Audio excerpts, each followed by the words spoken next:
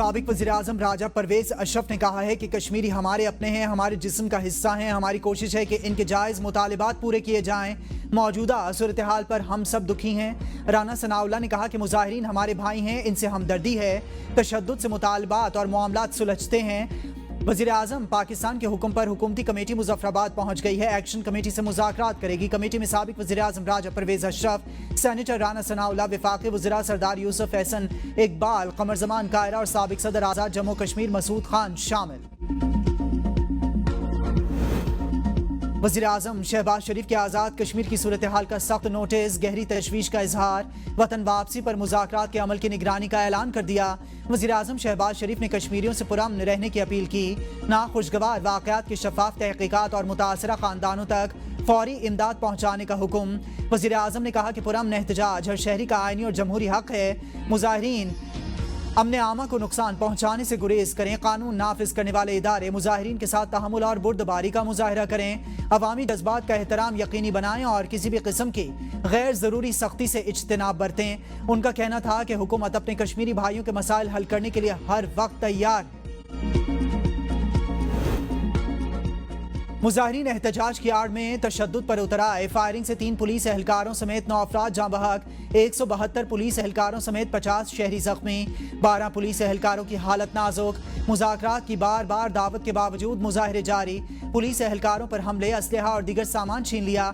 जख्मी पुलिस एहलकारों का कहना है कि अवामी एक्शन कमेटी ने यरगमाल बनाकर वर्दियां फाड़ दी, पत्थर और डंडे मारे, फायरिंग भी की गई। हमें कहा कि पुरअमन एहतजाज करें, हमें कोई एतराज़ नहीं। मना करने के बावजूद मुजाहिरीन पहाड़ों पर चढ़ गए। पुलिस पर आंसू गैस फेंकी गई। SP भी जख्मी हो गए। मुजाहिरीन ने हमारी रिहाइश गाहों का घेराव किया, हमारा सामान तक जला दिया, एम्बुलेंसेज भी तबाह कर दी।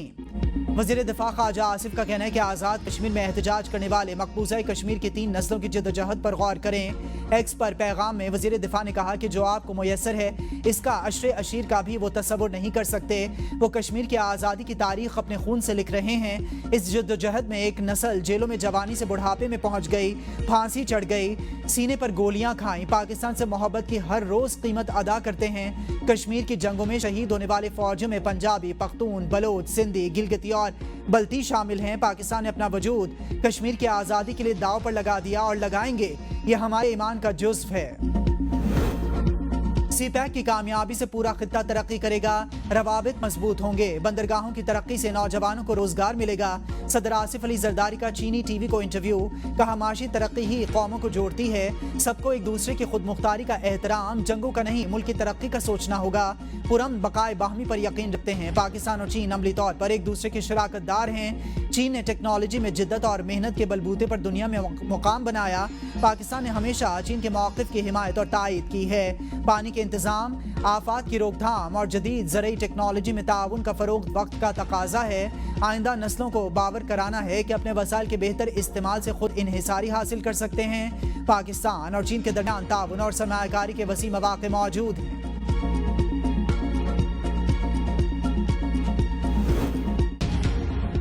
पंजाब के आवाम की तजलील करने वालों को जवाब देना मेरा काम। मुआफ़ी नहीं मांगूंगी। जलाओ और घिराव की बातें करने वाले आपके दोस्त नहीं। अगर कोई मुल्क को आग लगाने या गिरेबान से पकड़कर घसीटने की तरगीब दे तो इसकी बातों पर ध्यान ना देना।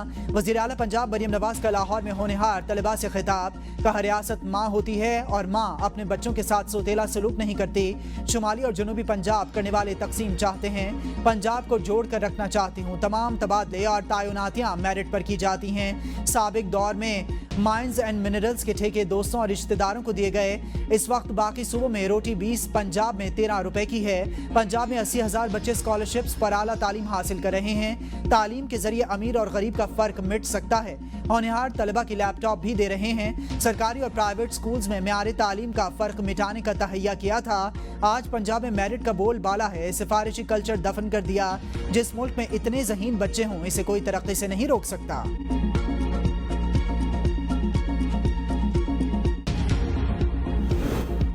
ग्लोबल स्मूथ फ्लोटिला गजा के करीब पहुंच गया। इजरायली अफवाज का धावा। कश्तियों पर सवार 500 से ज्यादा अफराद जेर हिरासत। پاکستان کے سابق سینیٹر مشتاق احمد بھی شامل. ترجمان فلوٹیلا کا کہنا ہے کہ فلوٹیلا کے شرکاء پرامن ہیں اور ان کا مقصد صرف انسانی بنیادوں پر امداد پہنچانا ہے. اسرائیلی افواج کی مداخلت نے اس مشن کو خطرے میں ڈال دیا.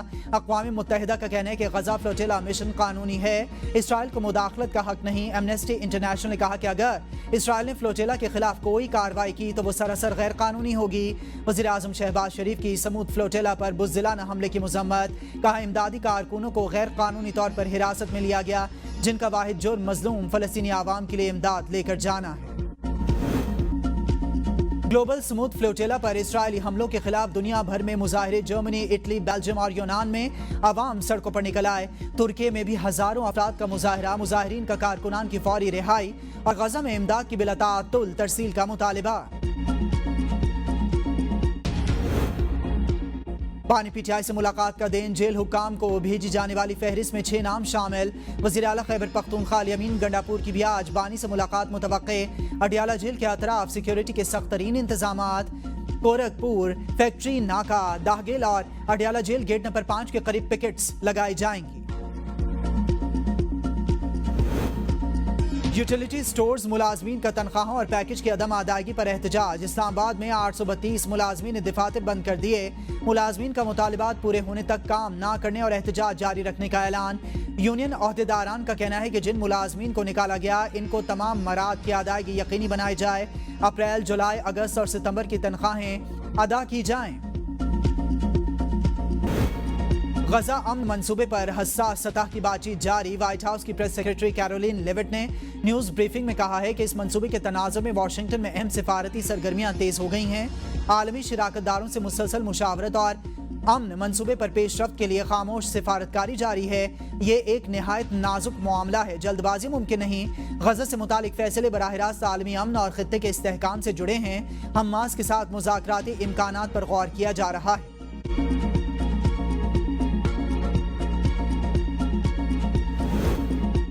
حماس ہتھیار ڈالنے اور غیر مسلح ہونے پر بھی تیار نہیں. عالمی فورس کی غزہ میں تعیناتی بھی مسترد. برطانوی میڈیا کے مطابق حماس امریکی صدر ڈونلڈ ٹرمپ کے 20 نکاتی امن منصوبے کو ممکن طور پر مسترد کر دے گی.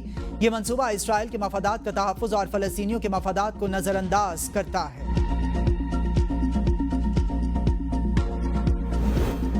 دنیا کی طاقتور ریاست بھی بحران میں پھنس گئی. امریکہ میں شٹ ڈاؤن کے باعث 7.5 لاکھ وفاقی ملازمین برطرف. ناسا جیسا ادارہ بھی بند. لاکھوں ملازمین کو چھٹیوں پر بھیج دیا گیا. فوجی اور بارڈر سیکیورٹی فورسز تنخواہوں کے بغیر ڈیوٹی دینے پر مجبور. امریکی صدر نے شٹ ڈاؤن کے ذمہ داران ڈیموکریٹس کے خلاف شکنجہ کس دیا. ڈیموکریٹک ریاستوں کے لیے $24 ارب کے فنڈز منجمد. نیو یارک میں ٹرانزٹ منصوبوں کے لیے $18 ارب کے فنڈز روک لیے گئے. 16 ڈیموکریٹک ریاستوں کیلیفورنیا اور ایلینوائے میں گرین انرجی منصوبوں کے لیے $8 ارب شامل. امریکی نائب صدر جے ڈی وینس کا کہنا ہے کہ شٹ ڈاؤن بڑھا تو لاکھوں ملازمین کو برطرف کیا جا سکتا ہے.